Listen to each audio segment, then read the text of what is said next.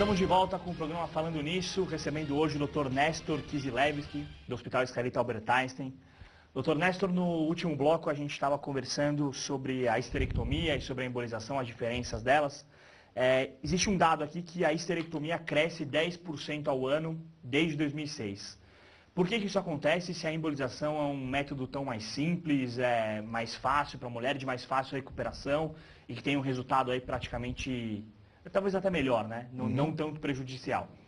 Bom, há vários motivos pelos quais a gente poderia explicar esse crescimento ou essa diferença na aplicabilidade desses dois métodos. Primeiro porque a embolização é um método mais novo e, portanto, existe muito menos informação disponível. Quando me refiro a informação, não me refiro a informação científica que cria dúvida em relação ao procedimento.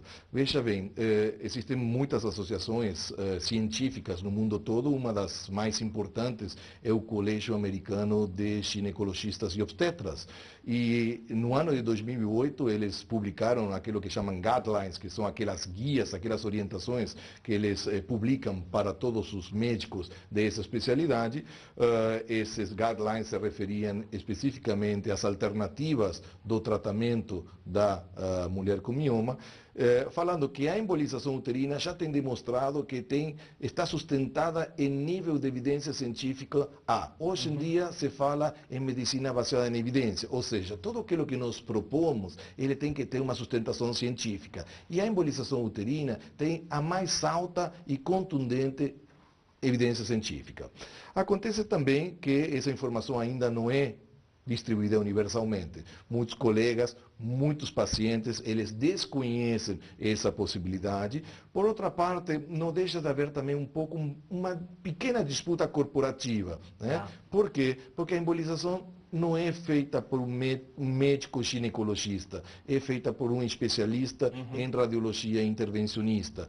A embolização não é uma técnica exclusiva para os miomas, é uma técnica que se aplica há mais de 40 anos para inúmeros problemas, diferentes tipos de tumores, câncer de fígado, varicocele, aneurismas cerebrais, tem inúmeras aplicações.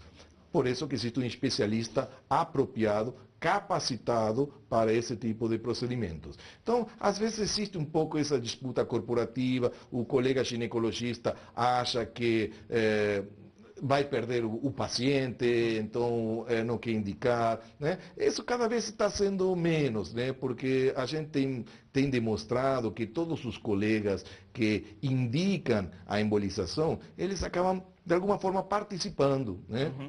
E viram uma referência. O paciente hoje, ele tem uma forma muito mais democrática e rápida de se informar. Ele chega no consultório sabendo tudo, né? Às vezes vem a paciente, já entrou na internet, já leu revistas, né? Então já chega te questionando, né? E isso é uma praxe, uma constante em todas as especialidades. Por isso que esse gap, essa brecha, ela vai aos poucos diminuindo.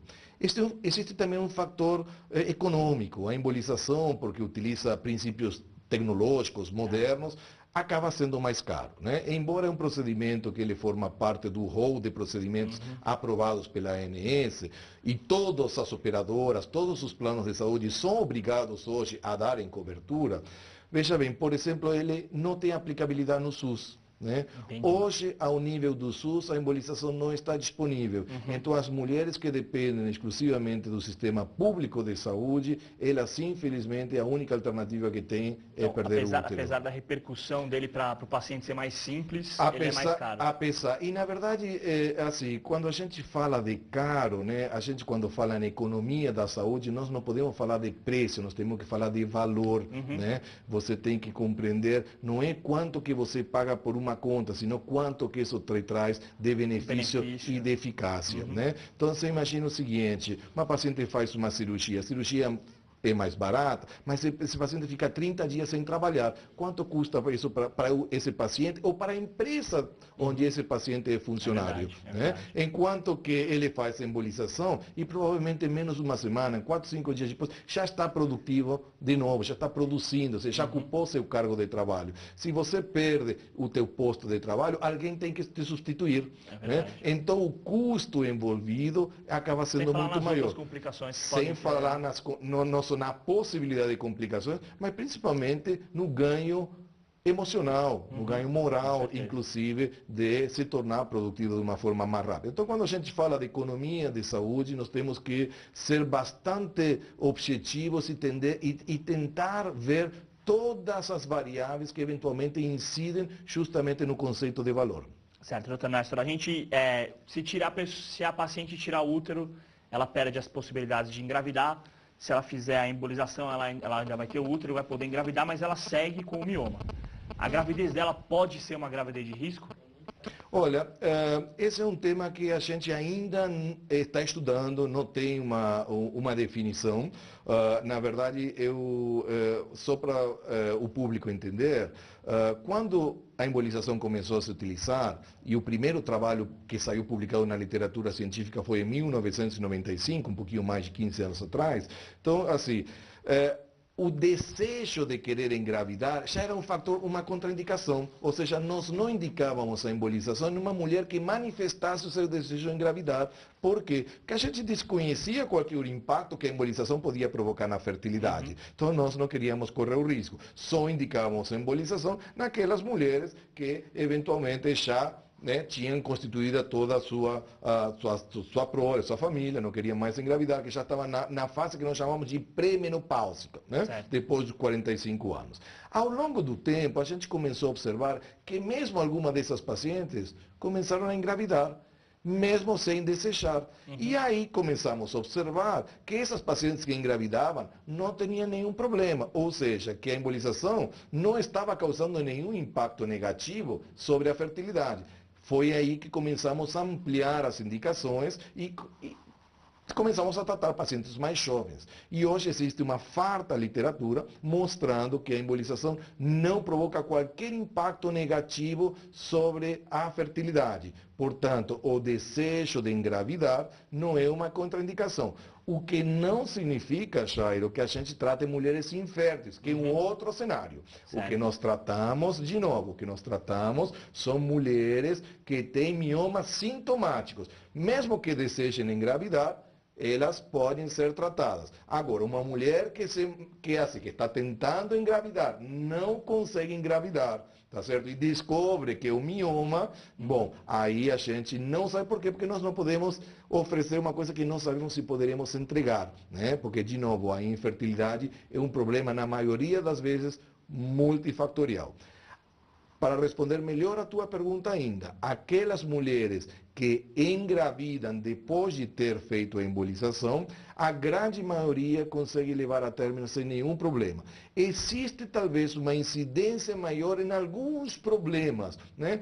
Problemas de placenta, problemas de hemorragia, mas são uma minoria. E lembre-se que a medicina não é uma ciência exata. Na medicina a gente se baseia em estatísticas. E quando a gente fala em estatísticas, a gente fala naquilo que é bom para a maioria. Lógico, sempre considerando que pode haver uma minoria de pacientes que pode eventualmente não obter o resultado desejado. Mas a política que nós devemos empregar é aquela que é bom para a maioria. E é isso que tem acontecido com a embolização. Certo, doutor Néstor, a gente está quase terminando o nosso programa.